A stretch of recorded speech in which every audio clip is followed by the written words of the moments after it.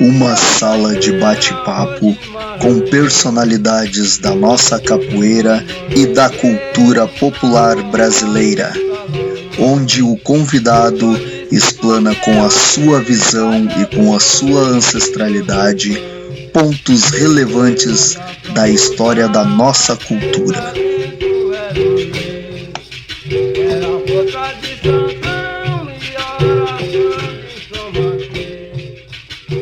Aí, boa tarde a todos, amigos e amigas do Facebook que nos acompanham sempre nas nossas entrevistas, nos nossos bate-papos.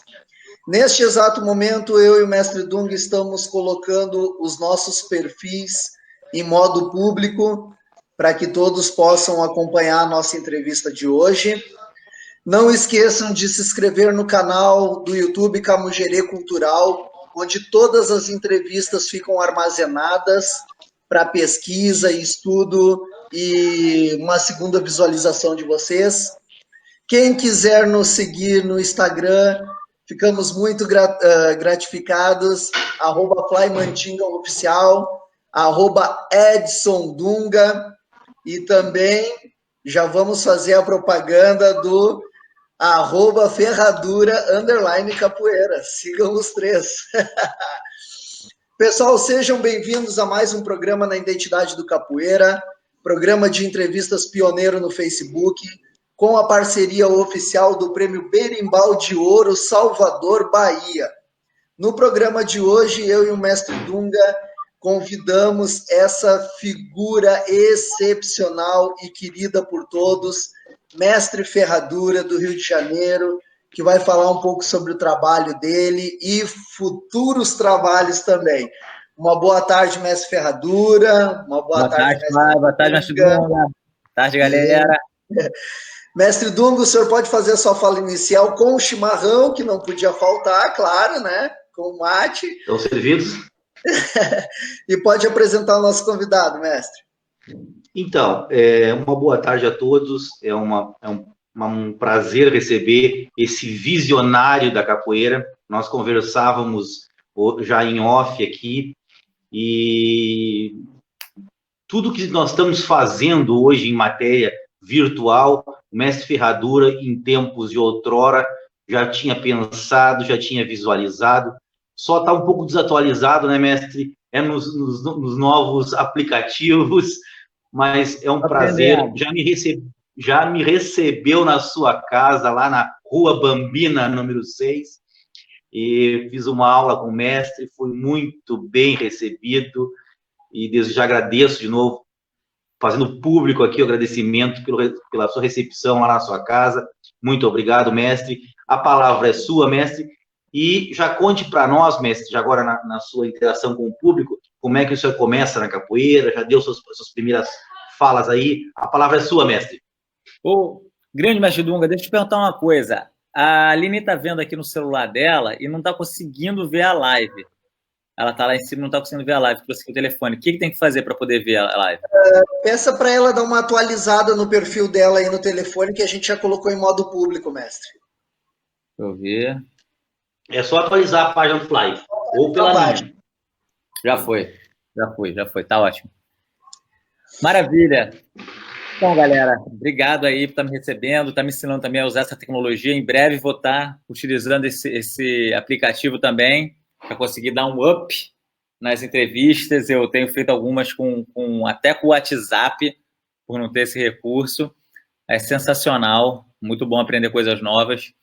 E sempre estar aqui com gente que está fazendo, que está botando a capoeira para frente, é sempre um prazer.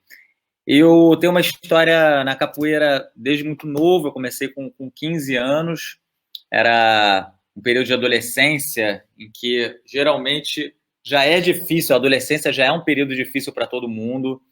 Geralmente as pessoas têm dúvidas em relação ao seu futuro, em relação à sua vida, ao que gostam, não sabe exatamente o que fazer, o que vai fazer do futuro. Existe sempre uma insatisfação juvenil. E aquilo me acompanhava há muito tempo. Quando eu cheguei aos 15 anos, eu conheci a capoeira, eu tive uma epifania, uma revelação, um encontro com o cosmos, E ao entrar na academia de capoeira do Mestre Peixinho, na época o meu mestre marrom era aluno do Mestre Peixinho, e eu tive uma visão de que era aquilo que eu queria fazer para minha vida, era aquilo que seria meu futuro. Eu encontrei sentido na vida a partir do momento que eu entrei na escola de capoeira e eu vi berimbau, tambor, pancada comendo, gente de várias idades diferentes, vários gêneros, várias classes sociais, vários tipos de roupa. Não havia um estilo ainda unificado de vestimenta, de música, de bateria. Isso ainda não estava organizado, era bem mais informal do que é hoje em dia. E me encantei com aquele ambiente bem caótico, num certo sentido, que as coisas aconteciam à medida que iam acontecendo e era muito potente. Assim, a capoeira entrou na minha vida de uma forma muito forte.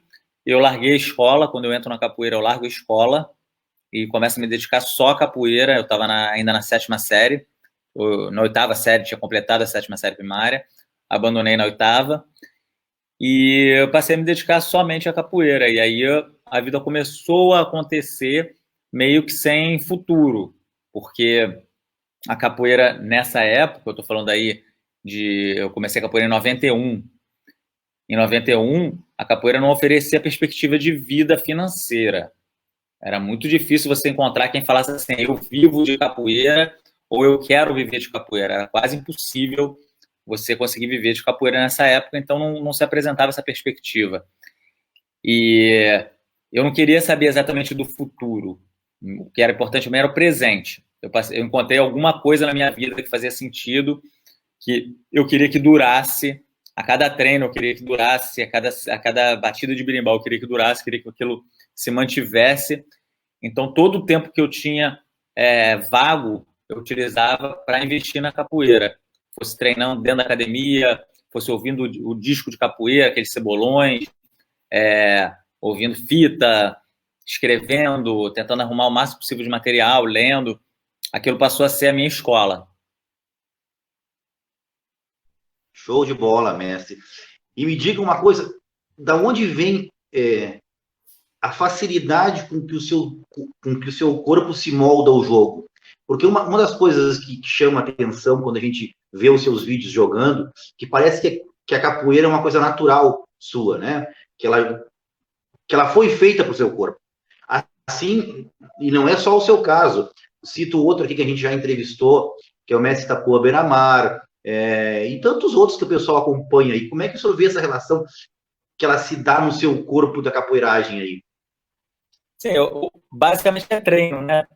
É treino. É treinar, treinar, treinar, treinar, não tem um outro caminho. E junto com o treino, tem uma coisa que é a descoberta da identidade, a descoberta da identidade própria de cada um. Eu demorei muitos anos para descobrir a minha. Não foi um processo rápido. Tive um processo longo de treinamento, que é uma coisa que eu gosto de fazer até hoje. Eu gosto de treinar, sempre gostei. É um prazer que eu tenho. Para mim, treinar não é sacrifício, não é obrigação, é um prazer profundo. E o treino me levou a ter o domínio de certas coisas que para mim eram inacessíveis. Eu era da minha turminha inicial na capoeira, eu era o piorzinho. Tinha gente assim 10 vezes melhor do que eu. A grande maioria das pessoas, dos garotos da minha idade, eram melhores do que eu. Havia uma geração de meninos dentro da academia que eram bem mais talentosos, corporalmente falando, conseguiam realizar muito mais. Alguns ainda estão na capoeira, a maioria parou ou foi parada. Alguns foram mortos, outros saíram mesmo da capoeira para se dedicar a outra coisa. E, enfim, quando eu chego a dominar um nível técnico, depois de basicamente muito treino mesmo, eu chego mesmo a quebrar o braço treinando, tentando aprender a saltar, vendo os meus amigos que saltavam bem, e eu querendo saltar igual a eles, quebro o meu braço. Então, a dificuldade em fazer as coisas me levou a começar a treinar com um pouco mais de consciência. Eu vi assim, cara, eu não sou igual a essa galera, eles têm mais talento do que eu. Eles são melhores do que eu, avançam mais rápido, aprendem mais rápido e conseguem fazer coisas sozinhos que eu não consigo. Então, eu passei a quebrar bastante os movimentos e criar métodos para eu aprender. Os métodos que eu ensino hoje em dia foram métodos que eu usei para eu aprender na minha caminhada. E chega um momento também que eu passo a pesquisar como que os outros artistas de áreas afins à capoeira fazem o seu treinamento. Então, desde a galera das artes marciais até a galera da acrobacia, do circo, da música, da dança, esses vários elementos que existem dentro da capoeira, que compõem a capoeira, tem mestres específicos que fazem só a parte marcial, tem outro que faz só acrobacia, tem outro que faz só dança, outro que faz só música. E eu passei a pesquisar com esses mestres também como que eram os métodos de treinamento deles e aplicar em mim. E um dado momento aquilo passou a se incorporar e eu passei a ter mais ou menos ali em 2002, 2003, 2005, nessa fase assim, então já tinha ali uns 15 anos treinando, eu passei a ter uma visão diferente da capoeira. Rolou um momento na minha vida que eu tive uma mudança, virou uma chave, e eu passei a meio que entender qual era o meu jogo. Eu disse, cara, o meu jogo é esse aqui. Eu descobri qual era o meu jogo, que está muito ligado com essa brincadeira, com a picardia, com a dança, com a relação com o outro, com o público também, a relação com a roda. E uma coisa de começar a ver, tecnicamente falando, começou a rolar uma coisa de ver o jogo em câmera lenta. Eu jogava com as pessoas durante um tempo e eu enxergava o jogo das pessoas em câmera lenta. Uma coisa muito louca que anos depois, há pouco tempo atrás, eu descobri que é comum a várias pessoas em vários tipos de atividade física, esporte de ponta, que tem um momento em que vários artistas passam a enxergar durante uma fase as coisas em câmera lenta. Show. Eu sei mais ou menos como é. Mestre, nós vamos botar um videozinho do senhor aqui, achei com Flyer, com o mestre Renato, com quem é? Com o mestre Renato. E para nós poder, quem sabe, falar alguma coisa em cima do jogo, vamos ver.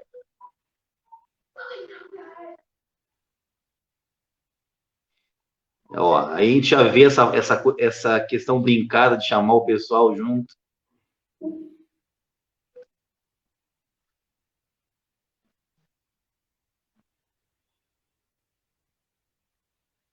Mas tem uma naturalidade no seu jogo que é uma coisa impressionante. Eu sempre levei a capoeira muito, acho que o senhor colocou aí, uma questão marcial, muito quadrada, e eu vejo a sua capoeira como uma coisa redonda, assim, mais rebuscada, ó.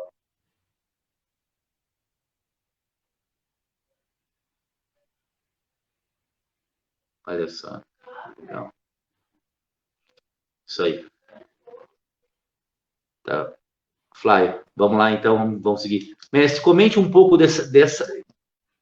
Continue nessa sua reflexão, e eu achei interessante isso que o senhor fala, da questão de ver em câmera lenta. Quando eu jogo dentro do estilo que eu aprendi, né, que é uma coisa mais, como eu disse, mais marcial, eu também vejo que a pessoa vai soltar o golpe, até pelos trejeitos iniciais que ela dá, né, de ter treinado muito tempo aquilo ali, ela se preparou e tu vê que a coisa vai acontecer, e diz, foi.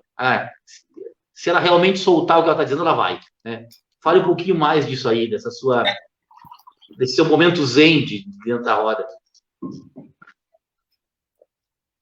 Rola um lance, dependendo da pessoa com quem eu jogo, rola o lance de ir lendo, fazendo a leitura do jogo dela e direcionando o jogo, direcionando para onde eu quero que a pessoa vá.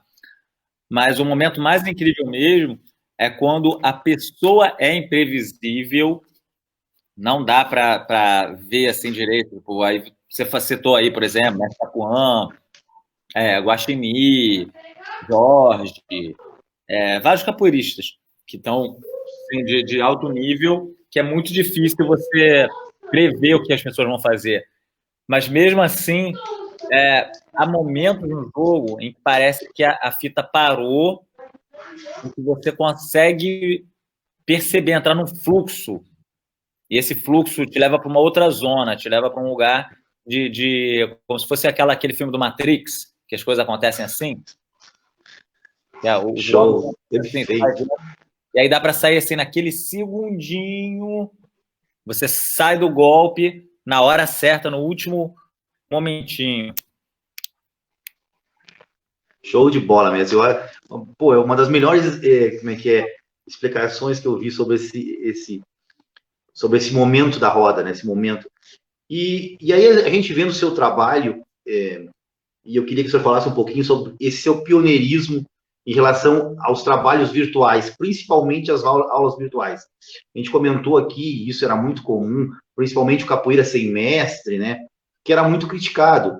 Eu acho que em algum momento da minha vida eu também critiquei por não entender qual era o processo de trabalho, o que estava envolvido com isso, e eu gostaria que o senhor falasse quando é que o senhor se dá conta que isso é o futuro, né? O senhor já imaginava que havia o corona aí na nossa sociedade? Diga para nós aí mesmo. A gente tem uma visão parcial da realidade sempre que a gente está vivendo ela. Nós ainda, nesse momento, não conseguimos captar qual a dimensão da pandemia. A gente não tem ideia da dimensão das implicações éticas que nós vamos ter até mesmo dentro da capoeira, como sociedade, e dentro da capoeira também. A mudança, quando acontece a partir de uma guerra, a partir de uma revolução, a partir de uma pandemia, de uma epidemia, de guerra civil, de brutalidade, ela se acelera. Mas as mudanças não são feitas por essas ocasiões fora do normal, extraordinárias. Então, o que a gente está vendo hoje em dia, as entrevistas online, as aulas pelo Zoom, os tutoriais pelo Facebook, não foram causados pela pandemia. Eles estão sendo acelerados. Um processo extremo acelera a história. Nós estamos agora no momento de aceleração da história. Houve gente, em outros momentos, que percebeu que a história estava indo para frente de qualquer jeito, enquanto outros estavam achando que a história é um bloco sólido, imutável, que não se altera. E a gente tem os guardiões da fronteira, sempre tem os guardiões da fronteira, aqueles que não querem que a fronteira se expanda. Tem gente que está sempre ali e fala assim, não, isso tem que ser assim, porque sempre foi assim, desde sempre foi assim, e não vai mudar porque eu não quero que mude, porque eu estou confortável nesse lugar, mesmo que seja ruim. Às vezes esse lugar é um lugar ruim, mas a pessoa quer ficar naquele lugar porque é onde ela está acostumada a estar. E existe uma desculpa de que sempre foi assim, quando nós sabemos que os processos históricos estão se alterando a todo momento, o mundo gira.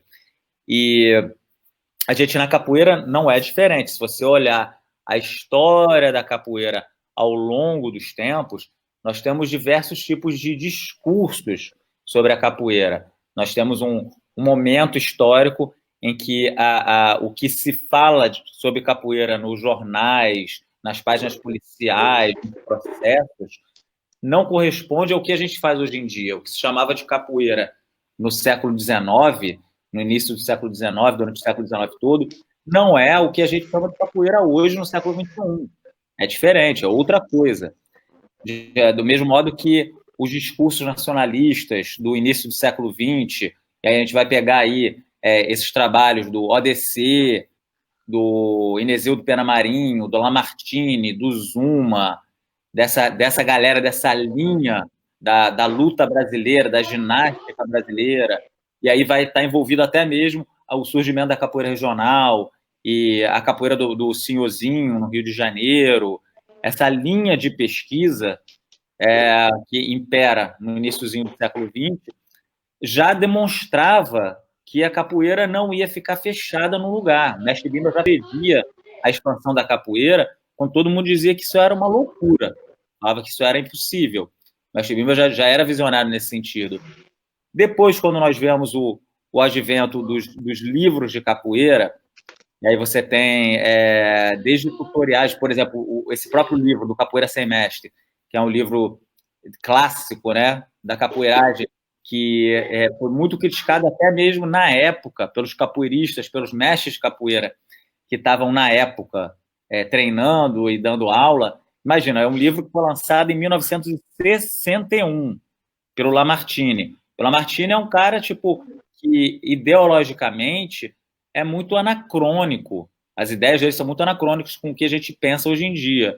É um cara que estava dentro dessa linha da capoeira militarizada, da capoeira ginasticizada, né? Ginastizada, se eu posso falar assim. Essa ideia da luta brasileira. O nome original do livro é Capoeiragem, a Arte da Defesa Pessoal Brasileira, que com meia dúzia de desenhos, ensinando a fazer uns passinhos, e isso é quase um motivo de análise histórica, é um motivo de análise histórica temporal.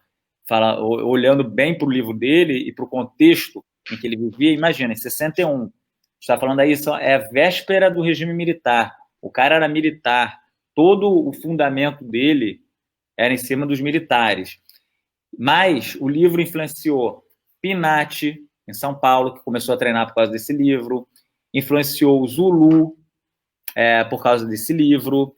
Outro dia também eu estava falando com o Colomar, ele falou de não sei mais quem, que também começou a treinar por causa desse livro, não vou lembrar quem é. Ou seja, um cara que tinha um intento com a capoeira acabou conseguindo outro, que foi a expansão e a divulgação a partir do livro. E aí a gente não vai falar nem dos outros métodos, né?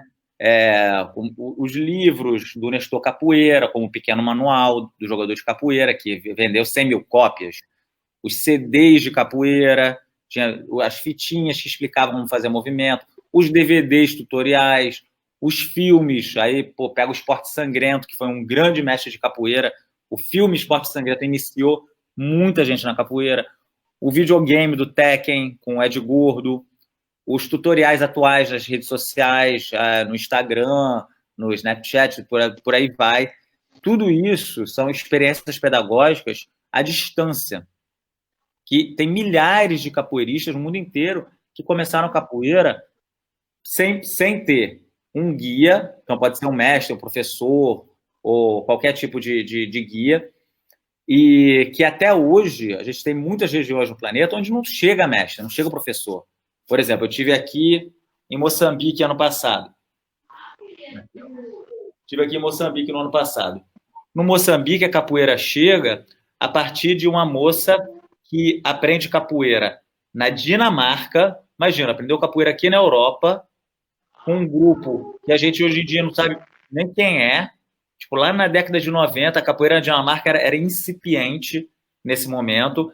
Ela aprende capoeira lá durante 2 ou 3 anos, e aí leva para Moçambique, dá aula durante 3 ou 4 anos, para de dar aula, e aí um monte de criança que treinava com ela cresceram e viraram as referências da capoeira do Moçambique. Hoje em dia a capoeira do Moçambique é gigantesca, tem um monte de gente dando aula, e aí alguns se filiam a grandes grupos, outros não, continuam com os trabalhos deles. Aqui na América Latina, a gente tem, nessa região aqui, nessa região aqui, Colômbia, México, Guatemala, Costa Rica, toda essa região, a capoeira surgiu também de uma maneira totalmente anárquica. Uma galera que ia passando, ia dando aula, e a coisa ia surgindo. Até hoje você não tem mestres em profusão, mestres latino-americanos. Estão do lado da gente. Do lado. A capoeira está aqui há muitos anos e você não tem, assim, 30 mestres de capoeira. Você não consegue achar 5 mestres de renome, não cabe na palma da mão. Não tem 5 mestres de renome na América Latina inteira formados fora do Brasil. Gente que realmente tem um trabalho de peso e uma relevância e são conhecidos. São poucos. Mas tem capoeira assim, ó. A América Latina é lotada de capoeiristas, bons trabalhos pela América Latina inteira. Da mesma forma, hoje em dia, na Ásia, nos interiores da Europa. E a gente tem um problema de conseguir achar professores qualificados para darem aula em todos os lugares, porque principalmente onde não tem dinheiro, não tem professor de capoeira. Professor de capoeira até hoje, é alguém que está lutando para sobreviver, todo professor de capoeira está lutando para sobreviver. Não existe um capoeirista rico no Brasil. Não tem um capoeirista rico, no Brasil não, no mundo. Não existe um professor de capoeira rico. Aí eu tô falando rico, tipo, na elite. Você conhece algum professor de capoeira que ganha 50 mil por mês? Todo mês? Não conhece. Não. Ninguém conhece. A gente está falando aí 50 mil em torno de 40 salários mínimos. Isso não é nem elite. 40 salários mínimos por mês. Não tem. A capoeira é ainda praticada por pessoas que estão na luta. Quem está ganhando 5, 6, 7 salários mínimos por mês está ganhando super bem dentro da capoeira. Então a galera fica indo, os mestres vão para onde tem grana. Para onde que foi o mestre acordeon? Vai lá para Califórnia, né? Vai lá para o leste, para o oeste americano. O mestre João Grande vai para Nova York. Aí os outros tem mestre que vai para Paris, para Londres, para Copenhague, para Hamburgo. Fala aí para mim, quem é que está indo aqui, ó? Vamos ver aqui para Gaborone. Quem está indo aqui para o interior da Botsuana dar aula? Ninguém, mano. Ninguém vai para Gaborone dar aula, não. Ninguém vai chegar para lá para dar aula. E aí, tem um capoeirista lá em Gaborone fazendo super trabalho. Como tem em qualquer lugar. Super trabalho. E não tem base nenhuma. Não tem uma base pedagógica, não tem uma base didática, não tem um mestre, está treinando por vídeo, assistindo de uma forma totalmente errática, informações de qualidade duvidosa, qualidade extremamente duvidosa, porque na internet a gente recebe tudo de bom e tudo de ruim. E eu tive essa ideia de lançar o curso do IBCE, que é o curso Brincadeiras de Angola, metodologia infantil. E a gente teve um sucesso muito grande, teve 5 mil alunos. Só um detalhezinho, mestre. O Fly, tem algum vídeo aí sobre o IBCE, por favor? Pode continuar falando, mestre. A gente teve 5 mil alunos que entraram no curso, é um curso de 28 semanas sobre capoeira infantil, e diferentemente do que os órgãos, né, eventualmente os órgãos controladores da capoeira, como o CREF e outras instituições pregam, a nossa ideia não é um curso de fora para dentro, é um curso de dentro para fora, é um curso autogestado, é um curso feito por capoeiristas para capoeiristas, com boa qualidade, acessível, o curso é gratuito. Então, essas 5 mil inscrições, ninguém pagou nada para fazer, e ele é opcional. Essa é uma parte que é importante, porque o capoeirista, muitas vezes, acaba, na minha visão, se enganando por querer fazer algo obrigatório, que todo mundo tem que ter. Todo mundo tem que se filiar à federação, todo mundo tem que fazer o curso X. Obrigações que eu não corroboro dessa visão. Eu acho que na capoeira é importantíssimo que a gente tenha sempre cursos optativos, de boa qualidade, acessíveis e optativos. Show de bola mesmo. Ali tem uma brincadeira sua com as crianças, mas eu acho que tem depois, Flávio, se tu achar que é o último curso que o senhor fez, que até tem um camarada meu aqui da minha cidade, que é o Ítalo, que foi fazer, que foi em Búzios, de Janeiro, em Búzios. Se tu achar esse aí, Fly, um videozinho pequenininho para nós aí, de Búzios também, para botar aí para o pessoal assistir. Uma outra coisa... Diga, mestre.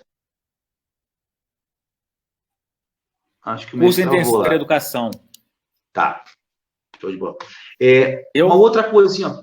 Deu. Não, voltou. Tá bem. Estamos lhe vendo. Tem uma pergunta aqui interessante para responder, que do pessoal que nos acompanha. E vou dizer que assim, ó, eu acho que tem um pouco do seu prestígio, tá chegando junto aqui. Nós temos bastante gente assistindo. E eu já pediria para o pessoal que está assistindo compartilhar no Facebook para que mais pessoas possam ter acesso, divulguem aí nas suas redes sociais e a gente poder atingir mais pessoas com as palavras aí do mestre Ferradura. Assim, mestre Ferradura, em que momento você percebeu que precisava voltar a estudar? E por quê? Foi a própria capoeira que te levou? Essa é da contramestre Dalina, que é aí do grupo do contramestre Fly também, ela está perguntando isso aí. Então, eu passei 8 anos dando aula para criança, dos 18 aos 26, dando aula para criança. E o meu mestre ele já dava aula para criança quando eu comecei a capoeira. Eu ia assistir as aulas dele. Mas quando eu começo realmente a praticar, eu pego crianças muito novas, criança de 1 ano, de 2 anos, 3 anos, que a maioria dos mestres não dava aula. Os poucos trabalhos de capoeira infantil eram geralmente com crianças de 5 para cima. E o meu público foi basicamente de crianças de 5 anos para baixo, incluindo as crianças de 1 ano de idade, que eu nunca tinha nem ouvido falar de alguém que fizesse esse trabalho. Até hoje, eu acho que eu devo ter sido uma das primeiras pessoas a trabalhar com criança de 1 ano. E a estudar, porque escola não é a mesma coisa que for. Assim, eu não tive escolarização a partir da 7ª série, mas eu tive uma formação dentro da capoeira. A capoeira me levou a ler muito, a ler sobre história, a estudar música, a estudar artes corporais, a estudar política, a compreender o mundo que a gente vivia, o Brasil que a gente vive e vivia, né? Até hoje é um dos meus maiores interesses, como é que o Brasil, a capoeira e o mundo se relacionam. Fala, amor. Tá travando? A Aline está dizendo que está travando. Vocês estão me escutando bem? Não, agora estamos, mas realmente deu algumas travadinhas. Deu uma travadinha pequena, mas deu. Mas tá tranquilo, pode falar que a gente está lhe ouvindo muito bem. Se travar, vocês me falam, que aí eu mudo para a rede do celular. Eu estou usando o Wi-Fi aqui, a coisa eu abro a rede do celular. Então, eu fui autodidata durante muito tempo, estudei bastante sozinho durante muito tempo, e chegou um momento, eu dando aula, muita aula para criança, que eu percebi que, além de tudo que eu estudava de psicologia, de didática, de pedagogia, eu tinha que beber um pouquinho mais nessa fonte da academia. E aí eu me inscrevi na faculdade de pedagogia, completei o 2º grau, na época, com uma prova do Estado, uma prova supletiva do Estado, e fui para a faculdade de pedagogia. E ali eu continuei dei um segmento na minha aprendizagem. Então, a capoeira me tirou da escola e a capoeira me voltou à escola, me devolveu ao estudo também. Temos aí, vou dar só um parênteses aí, temos o Fernando Placedino, nosso amigo tropeço da Muzenza, que faz aniversário hoje. Um beijo, amigo, feliz aniversário. Parabéns, show de bola, parabéns, legal pra caramba. Esse é o curso, ele é todo dividido, tem uma parte de corpo, uma parte corporal, de educação corporal, uma parte política, de diálogos, a gente discute diversas questões sociais, metodologia de ensino de música, metodologia de corpo. Isso aqui é uma aula de anatomia com a professora Georgia Victor, que é um especialista em anatomia, orquestra de berimbau.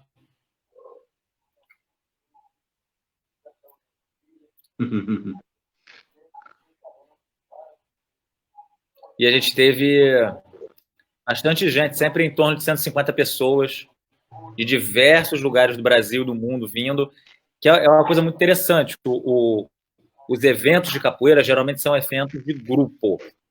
Geralmente a pessoa do grupo faz o evento para o grupo dela e vem alguns convidados. Eu não tenho um grupo, eu nem corroboro dessa visão de grupo de capoeira, vários núcleos pelo mundo, milhões de filiados, alunos que têm que me seguir. Essa não é a minha visão de mundo. Eu penso muito mais numa visão sistêmica. Nós estamos num sistema. Então, todo mundo que está compartilhando as ideias com as quais eu me identifico é do meu grupo também. Qualquer pessoa de qualquer lugar do mundo, de qualquer estilo de capoeira, faz parte do meu grupo. E essas pessoas acabam se identificando e vindo para o evento também. Show de bola. Mestre, tem uma pergunta aqui também que eu dou preferência, sem seguir muito a lógica da nossa história, mas dou preferência para as perguntas. Mestre Limãozinho faz uma pergunta bem interessante, que é: gostaria de saber do Ferradura por que todo o pessoal que quer passar a capoeira para crianças não usa o berimbau e usa o pandeiro? É para prender atenção? Qual a dificuldade? O Mestre Limãozinho é maravilhoso, amo Mestre Limãozinho, bom demais. Show, é um parceiraço aqui nosso também. Ele é demais, demais. Eu não sei do que o senhor está falando, mestre. Na verdade, as pessoas não usam berimbau, usam pandeiro. Não mestre, informação. Não mestre, vejo. Eu acho assim, ó. Ah, tá, não. Porque na sua aula ali, que o senhor trabalhando com crianças, se não me engano, o senhor estava com um pandeiro. E realmente, eu tenho visto, e aí eu compartilho essa ideia com o mestre, irmãozinho, eu tenho visto mais pessoas trabalhando com o pandeiro com as crianças do que trabalhando com o berimbau. Assim, falando bem a grosso modo, né? Nunca se houve uma pesquisa a respeito disso, mas eu acho que é porque no seu vídeo ali aparece o senhor trabalhando com o pandeiro, né? Então, de repente, por isso. Mas não, então quer dizer que para o senhor não existe essa diferença? Não. Eu acho que é importante o uso de todos os instrumentos. Eu, na verdade, uso todos os instrumentos em todas as aulas. Sempre tem aula de música durante as aulas. Toda aula tem um pedacinho que é uma aula de música, na qual as crianças pegam instrumentos, pegam pandeiro, pegam agogô, pegam berimbau, pegam tambor. E eu também, meus alunos também, né, as pessoas que estão me ajudando, também sempre... Eu acho que é importante que o capoeirista saiba tocar os instrumentos, saiba tocar berimbau, saiba tocar pandeiro. Aí sim eu vejo uma questão que existem capoeiristas que dão aula de capoeira e não sabem tocar berimbau. Essa é uma questão que também ela está relacionada com a necessidade da gente ter mais instrumentos, porque a gente sabe também que vários capoeiristas, mestres da geração passada, retrasada e por aí vai, não tocavam berimbau. Tem grandes mestres de capoeira super importantes que não tocavam berimbau. Outros não jogavam muito bem, mas tocavam muito bem. Outros é uma separação que hoje em dia a gente acha estranha. Mas tinha cara que era só tocador, só tocava. Não jogava capoeira. Ele não jogava? Jogava, dava umas pernadinhas. Dava as pernadas. Mas não era jogador de capoeira. Então a gente vai pegar isso aí de diversos mestres de capoeira que eram bons tocadores e não jogavam. Tem outro que era bom jogador e não tocava. Pô, não tocava? Tipo assim, tem a polêmica em cima do mestre Pastinha. Tá, o mestre Pastinha não tocava berimbau. Todo mundo já ouviu isso, o mestre Pastinha não tocava berimbau. Não é que o mestre Pastinha não tocava... Pô, agora travou. Do nível... Mestre. Travou. Retome a sua fala. Travou a sua imagem. Retome a sua fala. Peraí, deixa eu jogar aqui pro Wi-Fi. Peraí, só um segundo. Deixa eu jogar aqui pro meu... Eu vou jogar...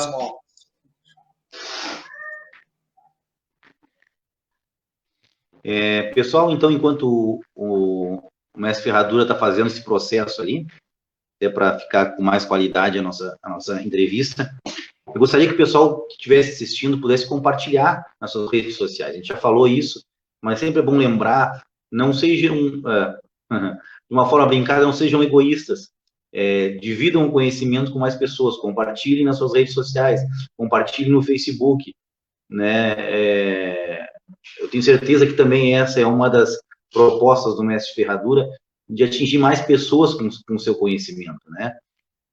Contra o mestre Fá, enquanto a gente espera o mestre Ferradura aí, amanhã nós temos Maculelê, né? Amanhã nós temos, o mestre deve ter dado uma saída aí.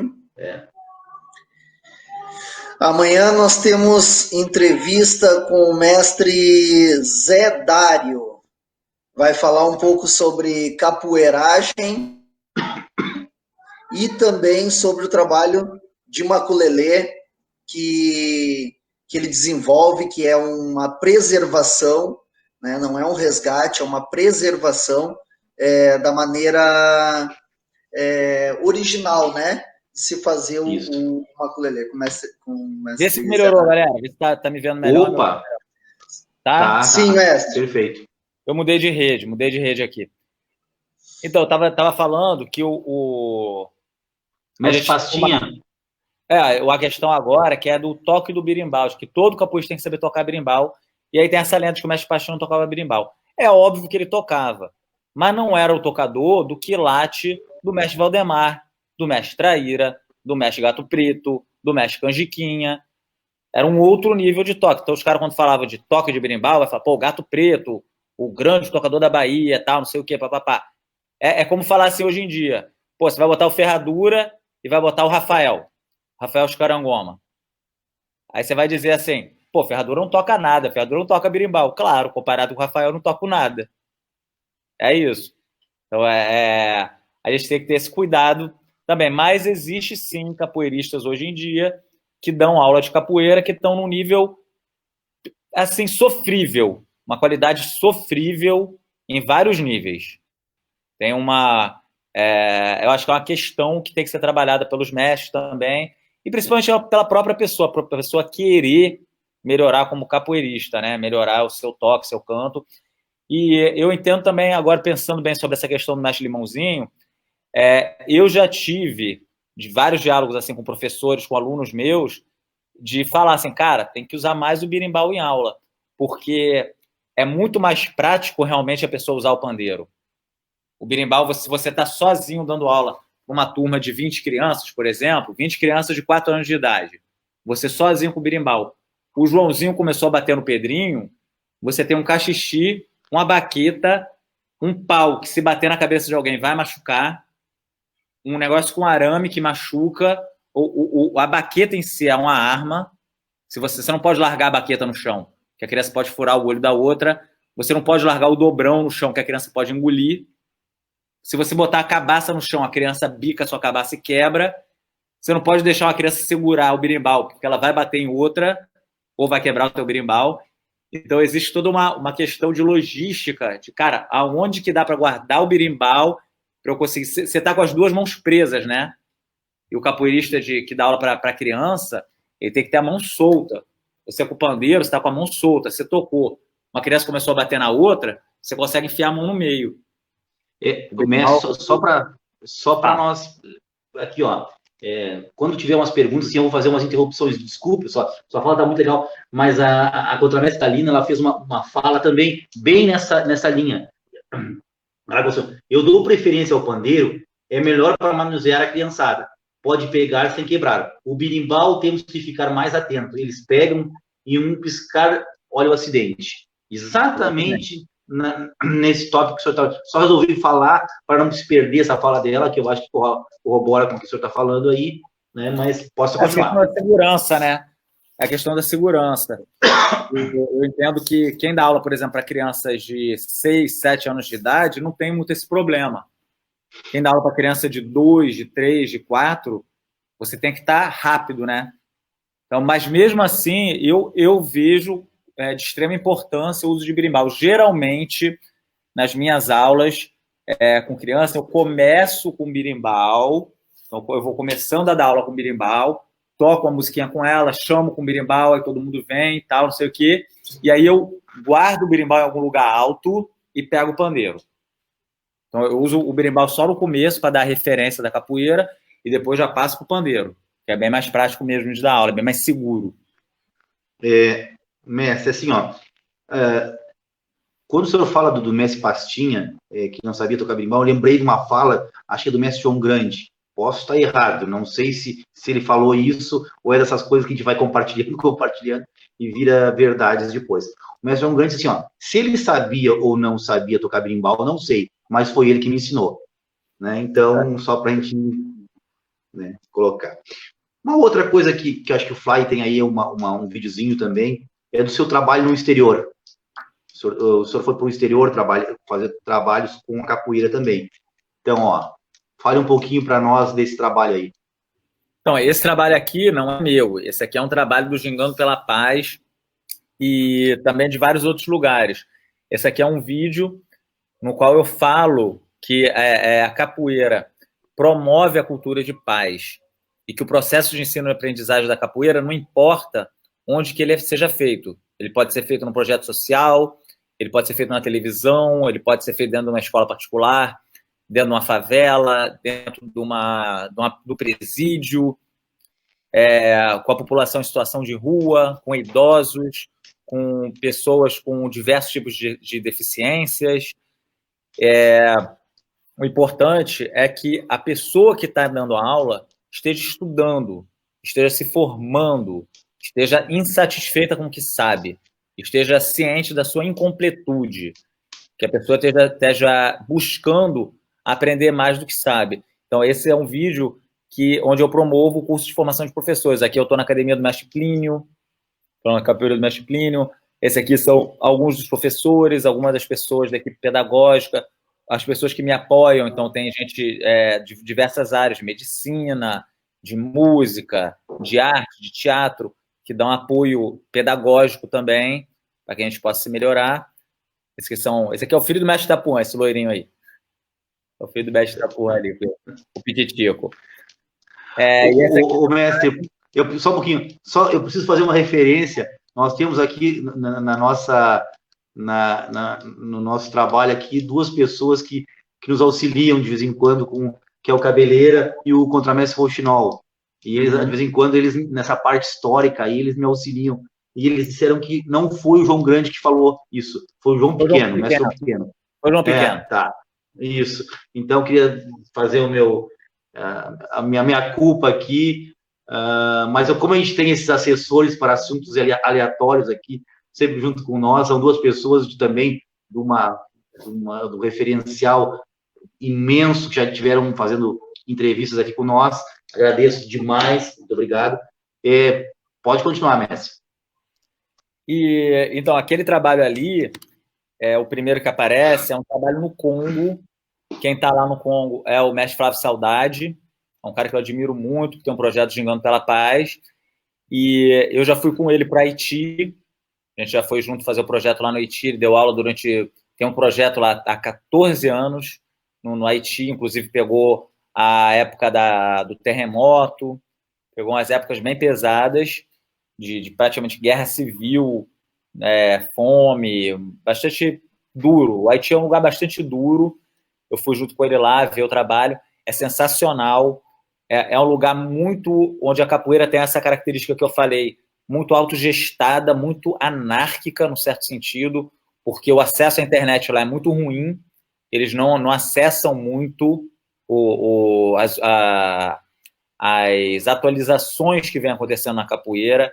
Eles têm acesso a pouca informação, pouca gente na internet, nem todo mundo tem telefone. E a capoeira lá é uma coisa assim de outro mundo, porque é muita gente praticando, muitos adolescentes ensinando crianças ensinando entre si. E isso é uma característica em muitos lugares do mundo, que a capoeira está sendo ensinada por jovens, crianças, adolescentes, iniciantes, pessoas que precisam de um apoio pedagógico, que estão em busca de um apoio pedagógico. E o mestre Flávio Saudade tem esse projeto genial no Congo, junto com a Unicef, que é a ideia da construção da capoeira como ferramenta de tecnologia social. Show. Mestre, e não sei se o contramestre já tem o vídeo aí em situação de rua, alguém, tem esse trabalho aí que eu até tentei visitar, eu acho que quando eu estava, mas aí acabei não encontrando, e choveu no dia, foi complicado. Como é que é esse trabalho com o pessoal que vive na rua, em situação de risco? Conte um pouquinho para nós. Aonde fica a violência quando tem esse trabalho, mestre? A situação dessas pessoas já é muito violenta. A gente está assistindo aí cenas que são muito bonitas, mas, ao mesmo tempo, eles revelam muita indignidade, muita revolta, muito desleixo do Estado em relação aos seus cidadãos.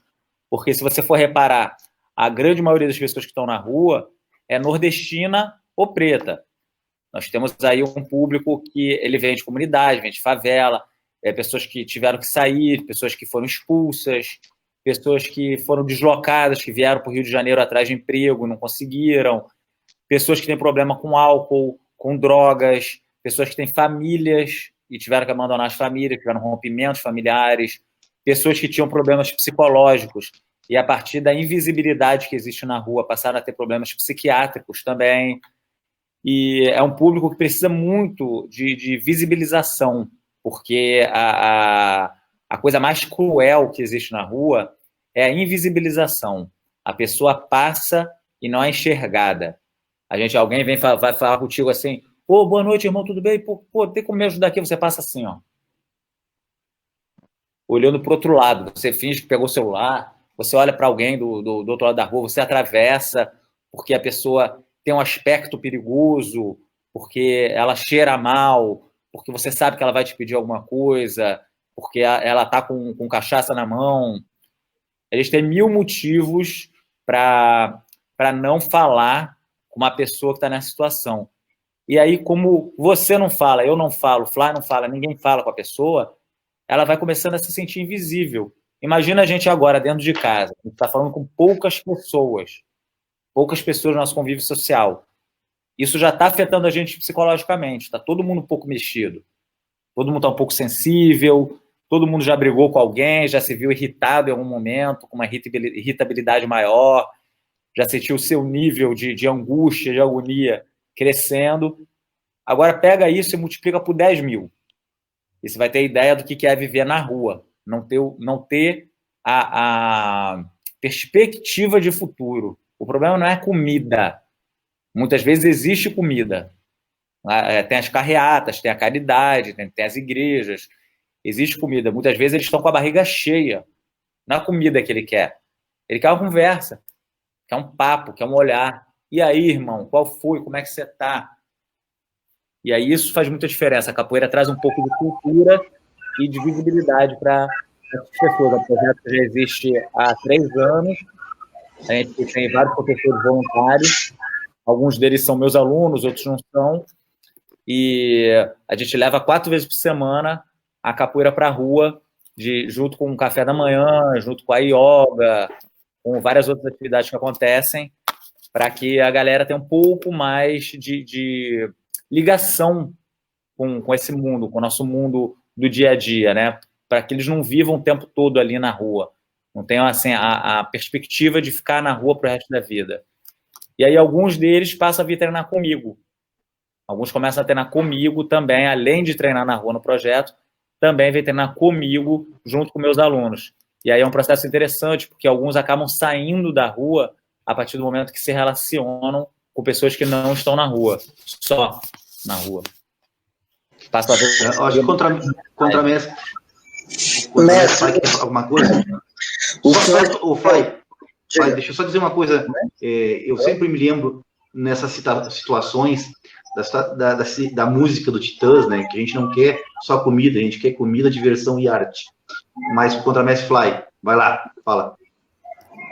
Não, inclusive eu citei, foi no bate-papo que a gente teve com o Mestre Itapuã, o Itapuã Beira-Mar, a respeito de uma fala que foi sua, na época do vídeo ali, até eu não citei a pessoa que tinha feito. Eu disse que eu tinha visto um vídeo que a pessoa fez uma fala e eu achei muito interessante. E essa fala foi sua, num vídeo que o senhor fala a respeito de que algumas rodas de capoeira, às vezes barram a pessoa, né, de estar ali, de jogar capoeira, ou porque chegou com um cheiro de cachaça, ou porque está mal vestida, ou porque não está de uniforme, e alguns trabalhos barram essa pessoa de fazer a capoeira, de praticar a capoeira, sendo que a capoeira é uma coisa da rua, é algo que a gente, antes de nós irmos para a rua para mostrar o nosso trabalho, aquela pessoa já está ali. Né? Aquela pessoa está vivendo ali, ela sabe das angústias dela ali. E eu achei muito interessante a sua fala, essa sua fala mudou um pouco a minha visão também, porque eu também já participei de trabalhos que barravam as pessoas de estar junto e tudo mais. Então eu gostaria que o senhor fizesse essa fala novamente, que o senhor expressasse a sua visão a respeito disso. A capoeira é uma arte de rua.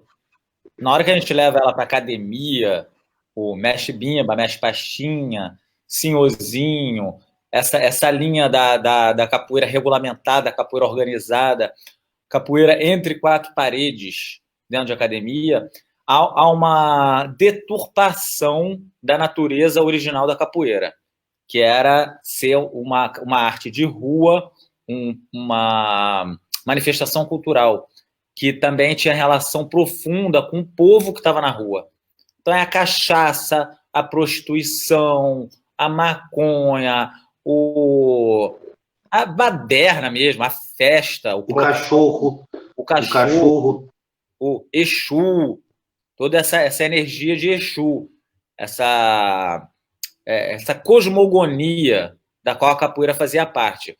O lugar, o locus da capoeira, o habitat natural da capoeira era a rua, era a praça, a frente do mercado, o bar. Isso era a característica.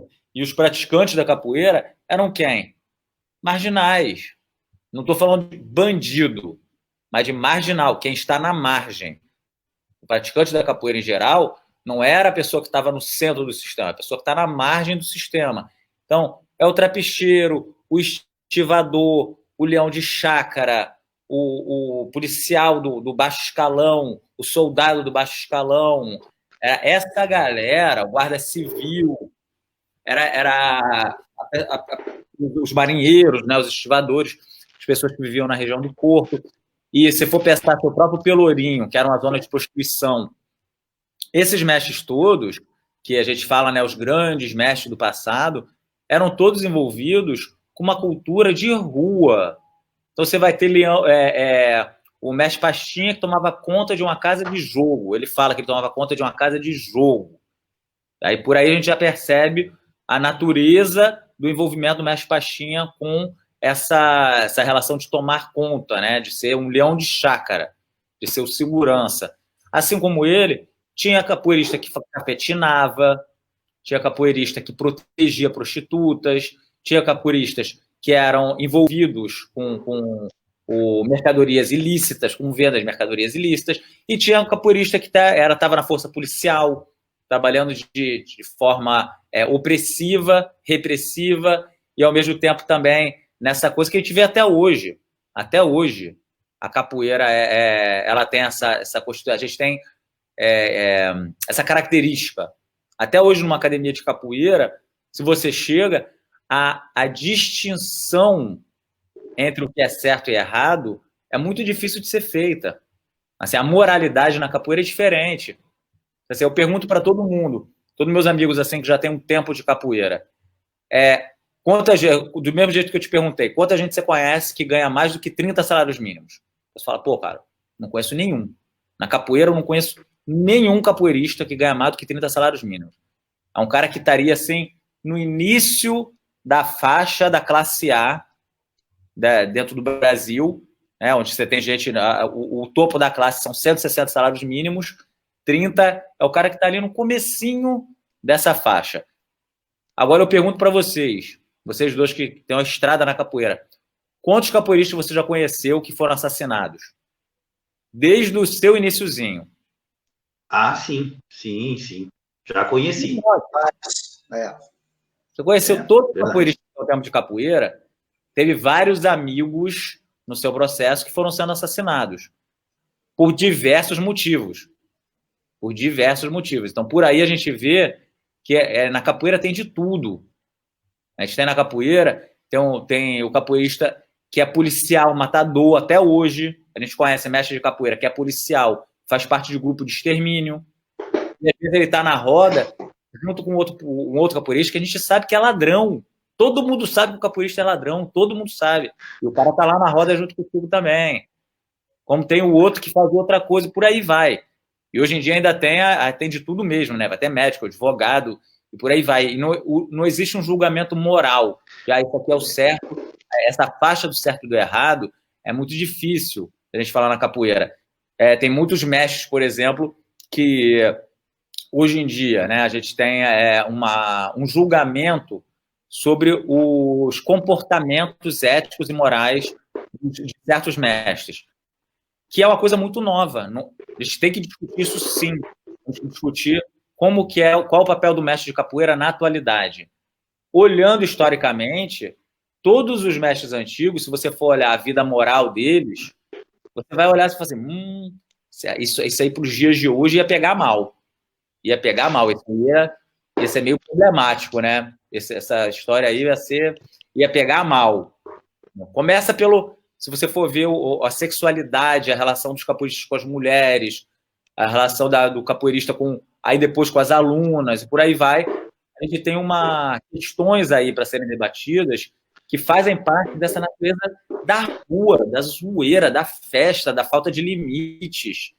E aí eu dei uma volta grande para dizer que o lugar de natureza da capoeira é a rua. Essas pessoas que estão aí, eu tenho vários alunos que estão na rua, que passaram pela cadeia.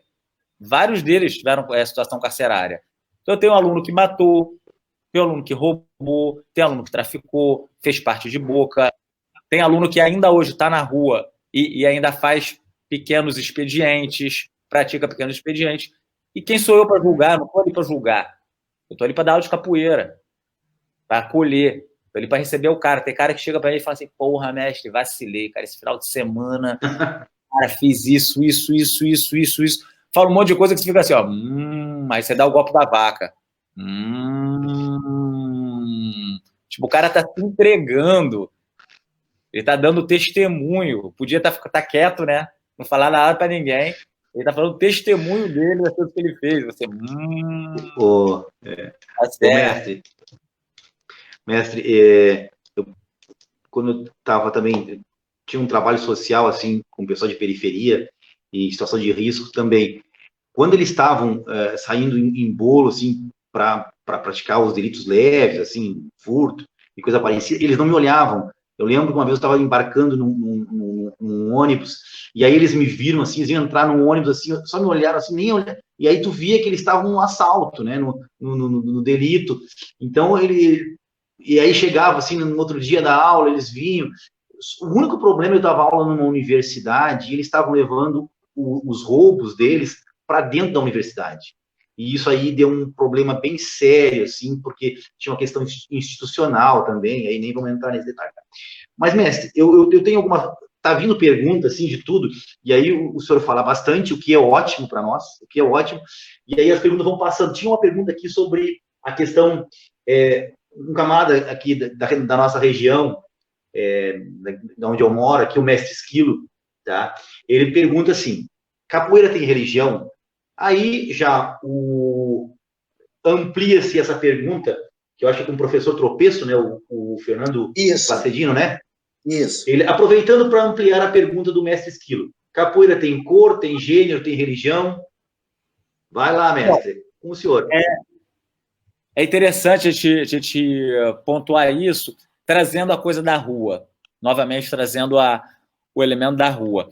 Quando eu falo de Exu, né, a força que lidera a capoeira, que lidera a rua, que lidera essa energia como sendo Exu, é importante ressaltar que a força de Exu não é no sentido do diabo, como os católicos representaram o Exu durante todo o tráfico escravocrata.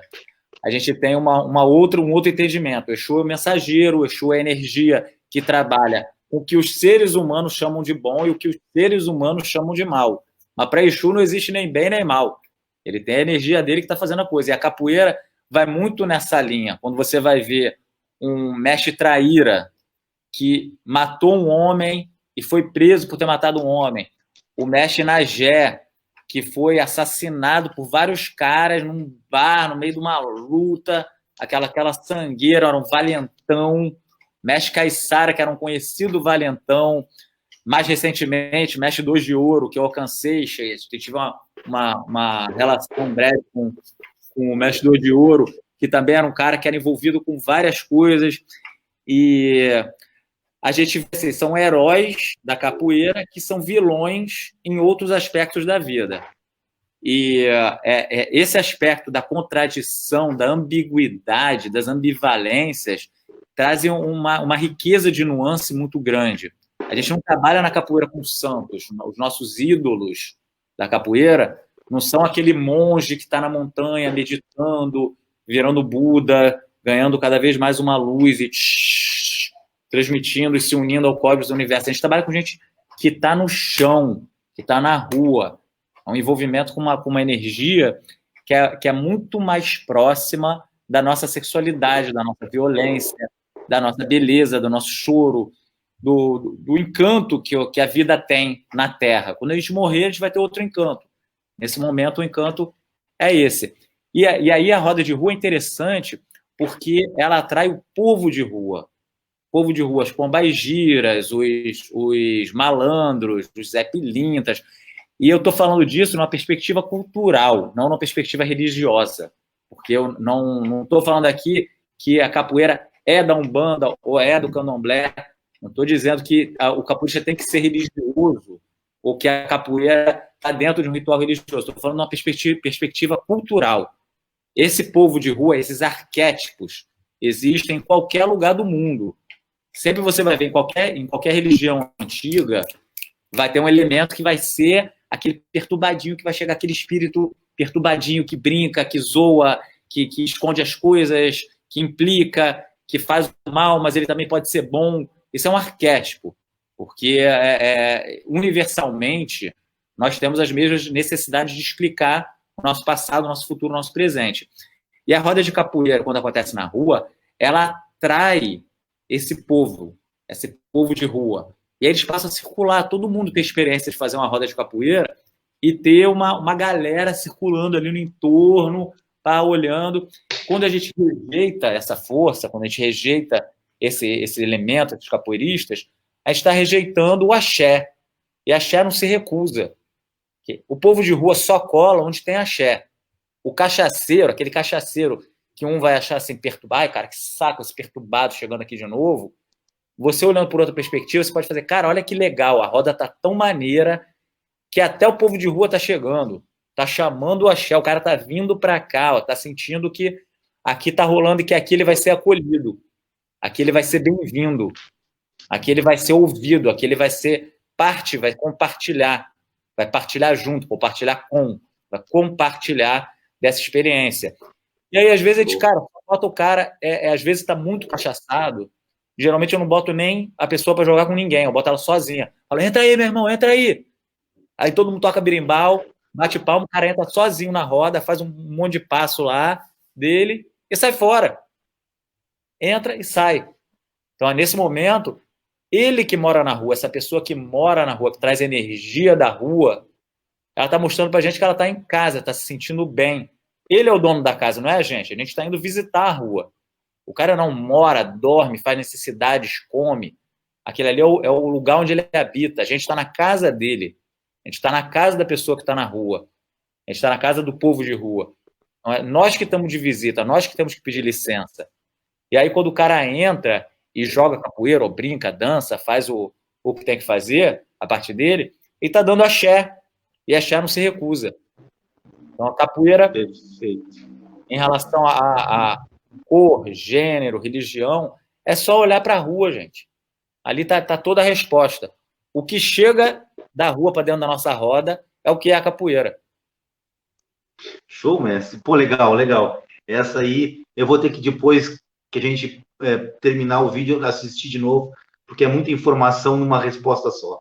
É muita informação. A gente tem que deglutir aos pouquinhos, assim, de uma vez só, a gente engole um sapo inteiro. Vamos com calma. Mestre, tem uma situação que eu achei muito legal, que aí é uma situação fora da capoeira, mas não é fora da capoeira, porque é uma situação política, que eu não lembro direito como é que aconteceu, que foi uma situação de bicicletas. Sim. Que teve uma...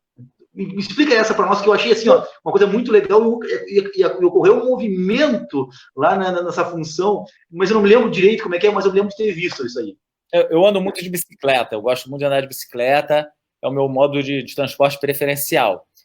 E eu tranco a bicicleta na frente de um hotel, porque aqui em casa é muito difícil, tem 150 lances de escada para subir aqui para minha casa, é muito alto.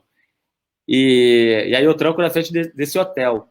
E um dia um segurança veio me interpelar e falou assim, não, você não pode prender. Eu falei, eu não posso prender aqui? Tipo, quem te falou que eu não posso prender aqui?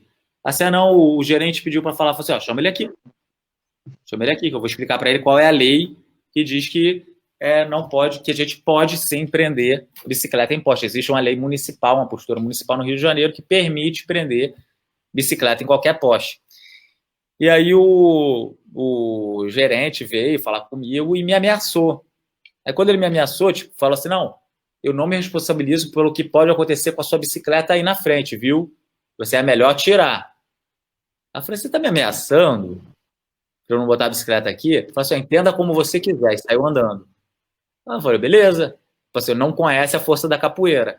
Aí eu entrei na mesma hora no Facebook e falei assim, gente, tô sendo ameaçado aqui pro net do hotel, tá pedindo para não botar a bicicleta no meio da rua, num poste que fica ao lado do hotel, e o que a gente pode fazer a esse respeito? E aí teve toda uma galera, o pessoal da Massa Crítica, que é uma galera que é muito politizada e anda de bicicleta, faz passeata de bicicleta, fui todo para frente do hotel, a galera foi para frente, dezenas de pessoas buzinando, então vamos prender a bicicleta. Começaram a prender a bicicleta em vários postes no entorno do hotel, parar a bicicleta na porta do hotel e marcar o hotel no Facebook, um monte de coisa. Foi hilário. E aí pintaram no chão, no poste onde eu prendo a bicicleta, pintaram um negócio grande assim. Aqui é um espaço para aprender bicicleta. E mestre, isso não é capoeira, mas é tudo a ver com capoeira. Ou isso é capoeira. Faça uma relação, e aí, dentro disso, tem outras perguntas surgindo aqui, até de um camarada que é parceirão, trabalhou o tempo todo comigo aí na minha formação junto, que é contramestre Charrão, e já vou fazer a pergunta dele, mas antes, fala como é que funciona isso, essa força da capoeira. E aí o mestre Máximo, que é um parceirão nosso aqui, está sempre junto, que é o organizador do Prêmio Berimbau de Ouro lá de Salvador, ele falou assim, quando os arquétipos se manifestam, não seria uma visão quântica da capoeira? Expanda essa só, porque é sensacional. Eu achei, quando eu vi isso, eu acompanhei tudo aqui de longe, louco para estar com a minha bicicleta para ir também amarrar na frente, mas expanda isso aí para nós, mestre. Eu acho que a gente tem a capoeira tem elementos arquetípicos. A questão quântica tem muito a ver com a física. Eu não domino essa área, eu me abstenho de falar daquilo que eu não entendo.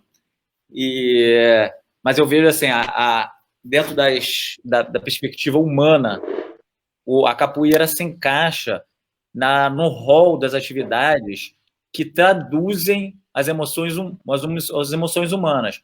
Em qualquer lugar do mundo, em qualquer cultura primitiva no sentido de a primeira cultura, as culturas originárias, você vai encontrar os mesmos elementos de dança, roda, luta, religião, relação social, tudo isso num lugar só. Isso você vai ter na Europa, nos povos nórdicos, e aí a gente volta, por exemplo, para esse elemento do Exu, dentro da mitologia viking, que hoje em dia está aí nos filmes dos Vingadores, você tem o Loki. O Loki, que é aquele cara que é o rei do engodo. E ele é mau o tempo todo, ele é mau, faz um monte de coisa ruim, aí daqui a pouco ele sacrifica a própria vida para salvar a vida do irmão que ele odeia. Então, esses elementos ambíguos existem em qualquer cultura. A capoeira, ela reflete uma necessidade que todos os povos têm de se relacionar com suas próprias emoções, suas próprias necessidades sociais. A gente vai ter, em qualquer lugar do mundo, a capoeira chegando, suprindo uma necessidade de ideia de libertação, que todos os povos também tiveram luta pela liberdade. Qualquer povo no mundo soberano hoje em dia lutou pela sua liberdade em algum lugar. Existem lutas internas dentro de qualquer povo, assim como existe dentro do Brasil e dentro da capoeira, dissensões internas, fofocas, intrigas, brigas, e ao mesmo tempo essa coisa de se encontrar na roda e você acabou de fofocar e falar mal do cara, e você encontra com ele, aí aperta a mão e joga a capoeira junto e canta, aí depois termina e vai tomar cachaça junto, aí depois está falando mal do outro de novo.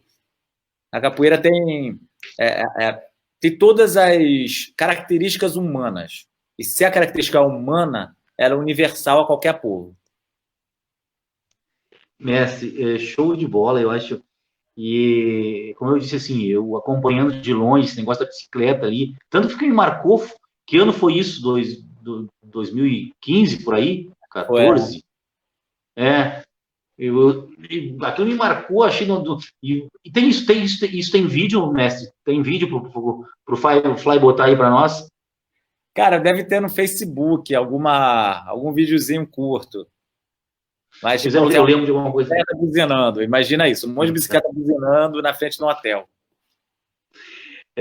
Então, eu vou agora na pergunta do contramestre Charrão aqui, que ele diz assim, vou ver se eu consigo traduzir toda ela aqui.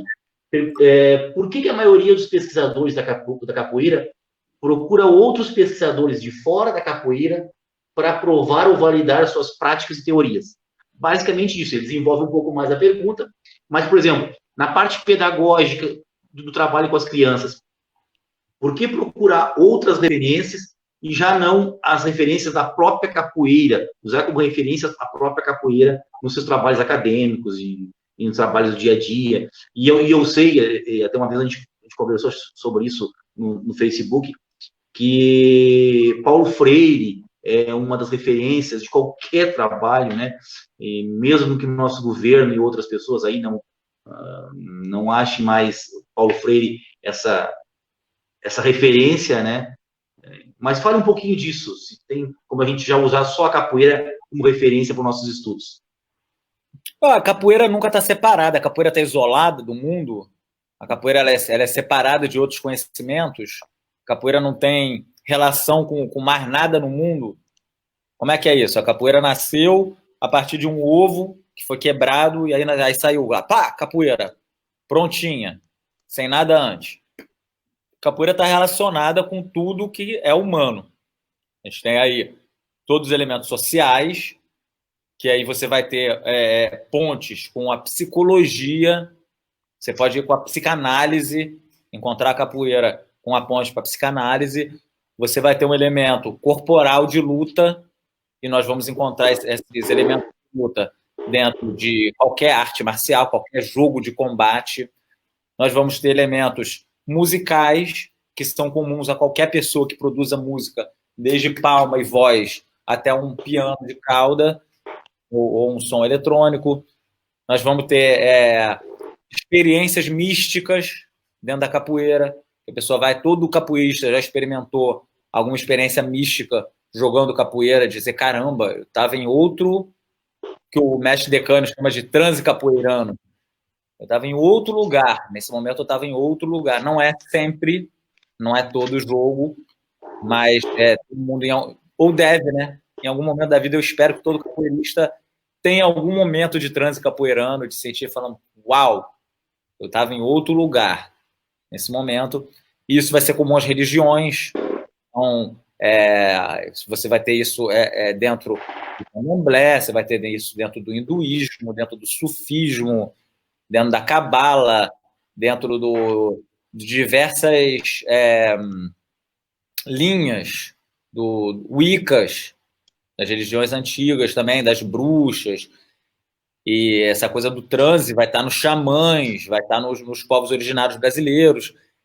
A gente tem elementos que são sistêmicos. Eu entendo a capoeira como uma relação sistêmica. Ela é um pedaço do mundo.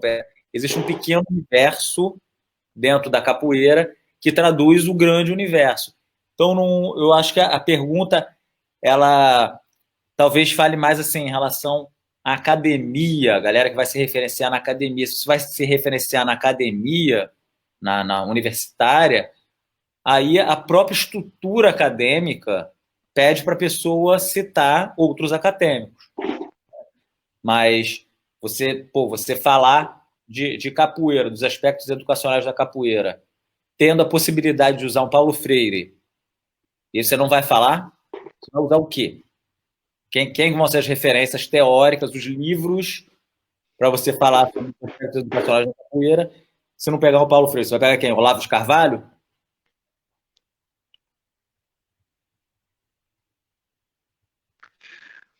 Vamos deixar um pouquinho esse silêncio no ar aí, só para fazer essa reflexão, para a gente poder refletir. Mestre, tem nesses momentos aí, eu acho que o Fai buscou um outro vídeo aí para nós poder refletir. Não sei se o senhor viu, a gente está conversando aqui pelo chat, a gente está conversando pelo WhatsApp aqui. Eu estou vendo aqui do ladinho. Aí tem os comentários ao vivo também, né? Sensacional. Tem. Mas a gente fica preparando umas emboscadas para o senhor aqui. A gente fica falando no privado aqui para fazer umas emboscadas aqui. Ô, Fly, solta o vídeo aí e vamos ver o que o mestre fala disso aí.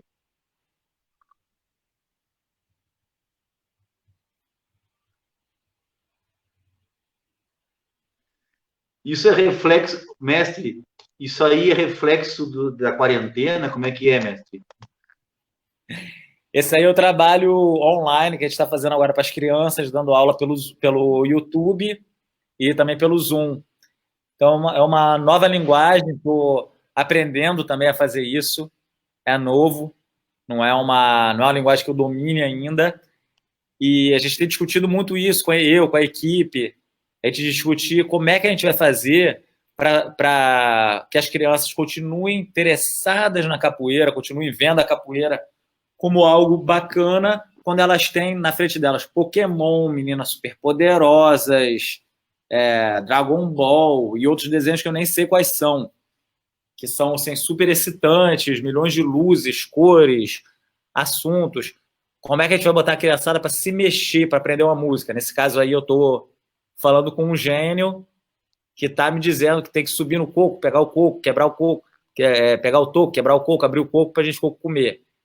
E as crianças assistem isso, terminam aprendendo a música do coco a partir do videozinho. Então, é uma possibilidade que a gente tem agora de dialogar com as crianças de uma forma totalmente diferente, nova para a gente. É uma nova estrutura, né? Imagina, então não tem nada a ver. Não tem nada a ver com a loucura de estar encerrado dentro de casa. Imagina se a gente ficar um ano trancado dentro de casa, Dunga. Olha, eu não duvido, sabe, que a coisa é complicada, tá bastante complicada, né, mestre? A gente tem que se proteger dessa porqueira. Aqui tem uma outra pergunta. Eu não acho que a gente vai voltar da aula antes de janeiro. Galera, capoeira aí, eu não acho que quem dá aula de capoeira vai voltar da aula antes de janeiro. Só para pegar esse gancho, mestre, por exemplo, eu sou professor da rede estadual e da rede municipal. E a gente fica discutindo assim, mas como a gente vai... educação física nas escolas, né? Como a gente vai voltar atendendo a padrões sanitários e que impeçam a proliferação do vírus? O Brasil não está preparado para voltar, né? Mas tudo bem, isso é uma outra conversa, só porque você tocou nesse assunto aí. E tem uma pergunta aqui. O mestre acredita que a musicalidade é responsável por essa ligação com a ancestralidade? E também ela pode ser um empecilho para essa ligação, quando, por exemplo, a bateria não está sendo bem executada? Eu acho que a musicalidade ela ajuda a gente a entrar nesse transe. Não é exclusivo, porque você vai ter gente que pode entrar num transe correndo, simplesmente correndo, ou você tem gente que vai poder, tipo, estar treinando sozinho em casa, e treinando, chega uma hora que o cara vai no automático, ou saltando, o pessoal que treina salto, por exemplo, a maioria das pessoas que salta, treinou já fazer salto com repetição, já passou por isso, tá algum momento que você está tão focado naquele movimento, naquele salto, que você sabe que se você não fizer direitinho, você vai se machucar, vai se quebrar, e aí você está totalmente concentrado, não tem tempo de pensar em mais nada. Isso pode ser alcançado de outras formas, mas a música é um ativador. A música definitivamente é um ativador.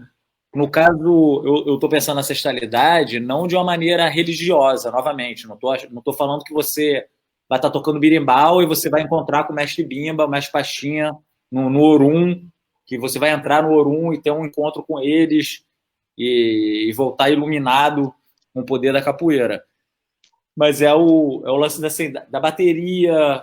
Você tem, né, não só na capoeira, você tem em diversas práticas musicais um momento de alta conexão com outras pessoas.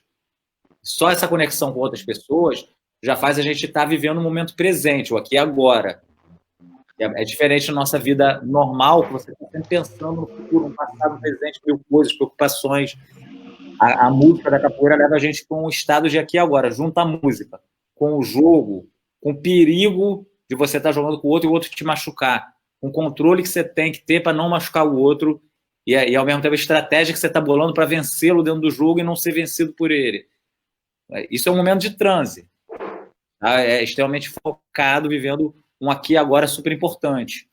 Então, sim, se a música não está bem executada, atrapalha bastante, né? Atrapalha bastante porque você não consegue se conectar com coisa nenhuma. Quando a música tá ruim, você não consegue se conectar com coisa nenhuma. Mestre, a gente está chegando no final, a gente tem 1h30 de programa. Eu sei que o senhor tem uma longa tarde, uma longa noite de trabalho ainda, virtualmente. Então, né? Mas se o senhor me permitir um pouquinho, porque eu tenho algumas coisas para falar, assim, rapidinho, né? Que nessa sua fala, a gente vê como é que é ser um educador, um músico, um personal influencer, um jogador, um mestre, um historiador.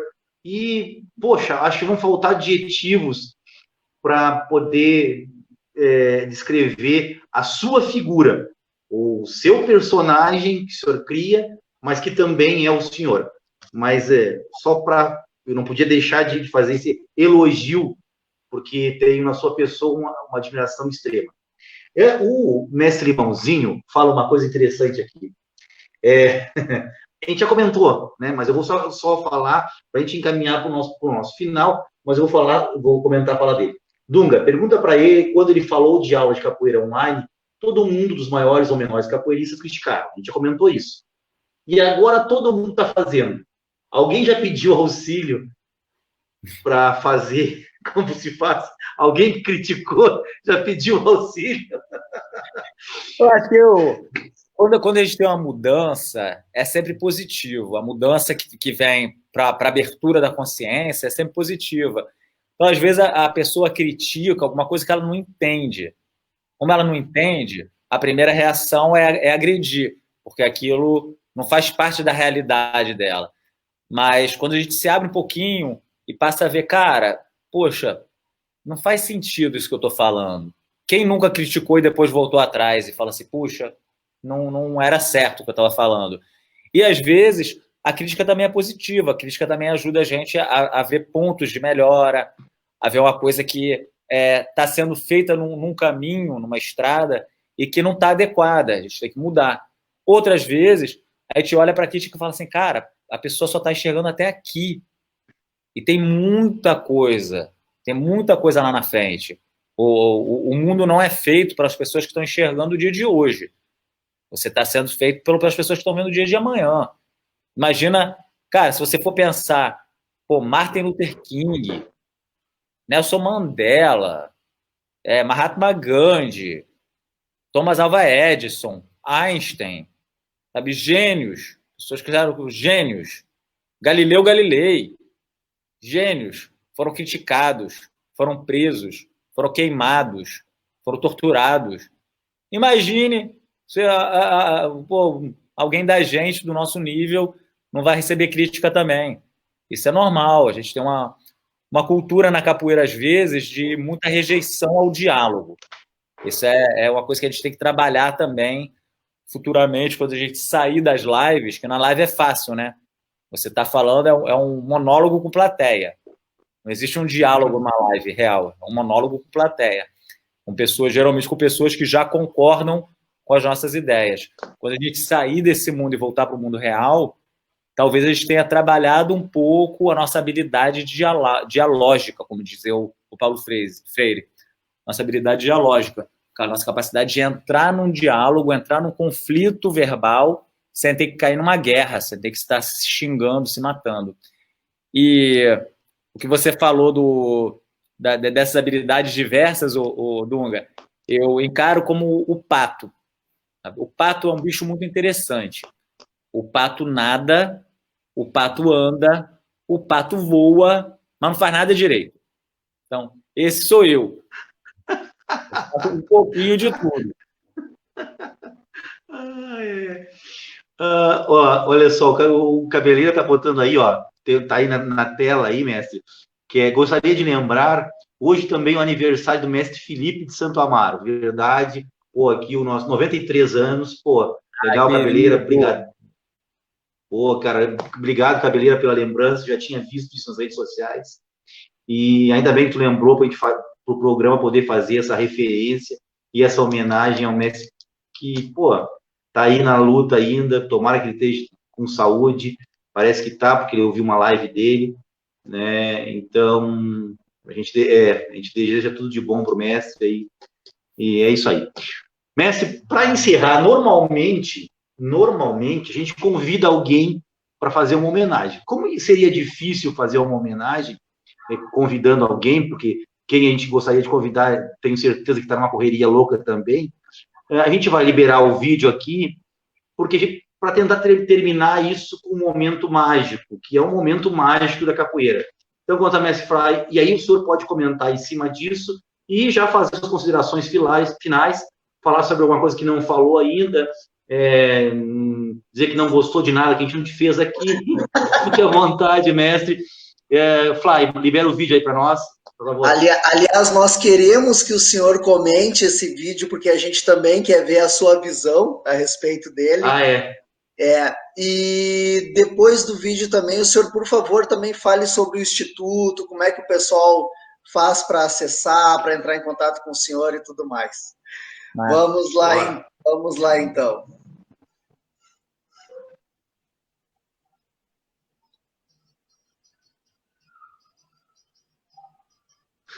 Eu só não sei aonde o senhor está aí, porque não estou lhe enxergando. Esse cabeludo, quem é? Cabeludo careca.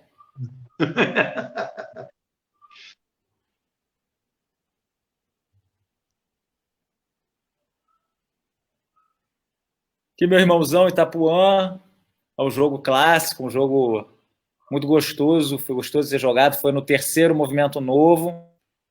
O Movimento Novo foi um encontro de amigos, de pessoas mais ou menos da mesma geração. A gente tem aí a presença do mestre Nestor Capoeira, que está aí também, está a mestra Tisa e diversos outros capoeiristas da mesma geração, mais ou menos. E eu, o mestre Itapuã e o Lobisomem organizamos o Movimento Novo a partir de 2008, uma vez por ano. E esse foi um momento que a gente estava até pensando em não fazer mais o Movimento Novo, em parar, porque o segundo não tinha sido tão legal do que o primeiro. E aí a gente pensou, poxa, se não é para ser muito legal, é melhor a gente nem fazer mais. Vamos fazer aí um terceiro, e se ele não rolar, a gente para. E foi super legal. Esse aí foi super legal, o terceiro. Altos jogos, foi maravilhoso. E esse é o finalzinho da roda, a gente estava super feliz, eu e Itapuã. Ele falou, pô, vamos fazer um jogo? A gente terminar? Vamos. Hora de dar uma vadiada ali. A gente só tinha feito um jogo cada um. Eu havia feito um jogo com perninha. O Itapuã tinha feito um jogo, não lembro com quem. E aí a gente entrou, deu uma brincada. E depois do evento, que foi no Vidigal, foi na favela do Vidigal, não, desculpa, no Cantagalo, favela do Cantagalo, com o anfitrião foi o mestre Tartaruga, da favela do Cantagalo. Depois do jogo, a gente não tinha reparado assim, tipo, foi um jogão, assim, a gente já tinha jogado várias vezes juntos, jogamos muitas vezes antes e depois disso, mas aí na hora que foi pro YouTube, o nosso bombou. A partir desse momento aí que o Itapuã puxa essa rasteira de letra aí, o jogo muda, né? Ligamos uma outra característica, a gente passa a começar a ficar mais picante, né? Aí já tem um gancho, ele quase me dá uma rasteira aí, e aí eu paro o martelo nele para não continuar essa loucura. A gente faz a chamada, dá uma esfriada no jogo, pá, e aí nesse momento ele vem com esse escorpião, que é um movimento característico dele, e eu me defendo com a chapa. Só que a chapa pega muito forte nele e abre a boca dele. Uma das regras do Movimento Novo é que ninguém pode se machucar, senão a gente para a roda. E aí eu acertei ele, saiu um pouquinho de sangue, machucou um pouco a boca. Eu fiquei, ai meu Deus, não queria ter machucado, não era para isso, né? Eu errei, não foi um movimento feito de maneira controlada como deveria ter sido feito. E o jogo continua. Tá, a gente vai um clássico. Virou um clássico. É esse jogo da nova geração e o jogo de João Pequeno e João Grande, lá no filme da antiga geração. Então, é isso aí, mestre. Essa, na verdade, é um pouco... Se a gente pode com isso, fazer uma homenagem à sua paciência, à sua delicadeza, à sua gentileza em fazer essa live com nós. A gente gostaria de, através desse jogo, que parece que representa tudo que a gente pensa aí na capoeira, né, a gente queria agradecer dessa forma singela e com essa justa homenagem. E a palavra é sua para sua última fala aí, mestre. Que é uma pena. Tenho certeza que na internet está todo mundo assim, lembra do Jô Soares? Assim, É um prazer, gente. É sempre um prazer vir conversar, estar com a gente. Agradecer muito vocês por estarem fazendo essa iniciativa, estão levando para um outro nível a live com esse programa. Eu acredito que a partir de agora as lives vão começar a ter esse formato também, vão estar com outra qualidade. É sempre importante ter gente que está desbravando a tecnologia. Tem muita gente bacana aqui, tá o Jair, que é meu querido Jair Almeida, um beijo, tá o Mestre Limãozinho, acompanhou a live toda, o Mestre Limãozinho é maravilhoso, amo esse homem, é um mestre que tem já uma carreira, né, uma idade assim, mas é um cara jovem na cabeça, jovem nas atitudes, é uma pessoa que está sempre ligada com o passado, um pé no passado e os olhos para o futuro. Eu sou muito, muito fã também. Várias pessoas super interessantes que estão aqui acompanhando a gente. Muito obrigado por terem vindo. E a galera que quiser contatar, eu estou no Instagram, é o @ferradura_capoeira. No Facebook é o meu perfil, Capoeira Omri Ferradura Breda. E a galera que quiser saber mais alguma coisa, isso, tem aí os contatos, só chegar junto. Obrigado, gente. Obrigado, Flávio. Obrigado, Dunga. Beijo, queridos. Obrigado, mestre. Nós que agradecemos aí a sua paciência, a sua humildade e a sua sabedoria. Dividir um pouco com a gente. Compartilhar, mano. Compartilhar. Vamos se manter forte, porque esses tempos agora vão ser difíceis, hein, galera? É forte, treinar, focar, estudar, aproveitar para botar um objetivo de melhorar de capoeira. De estar assim, cara, já que você já não queria treinar, capoeira não tinha tempo, agora você vai ter tempo de treinar, ó. Coisa boa, não é bom? É um elemento bom, você vai poder treinar seu berimbau, vai poder aprender a armar berimbau, que eu não sabia armar berimbau, agora vai poder aprender a armar berimbau. Vai poder, né? Aprender a cantar, não sabia cantar? Agora é o momento de aprender a cantar, né? Tem um motivo, tem coisas boas, né? Quem não treinava porque não queria, agora não treina porque não pode. Em breve poderá não treinar porque não gosta. A gente quer ter depois o contato do gênio aquele, mestre. Parece que o gênio aquele é capaz de resolver alguns problemas, né? Ensinar algumas coisas que a gente não domina muito bem. Aí depois passa o contato do gênio também. Passa a vez cada um. Valeu, um abraço. Abraço a todos. Valeu.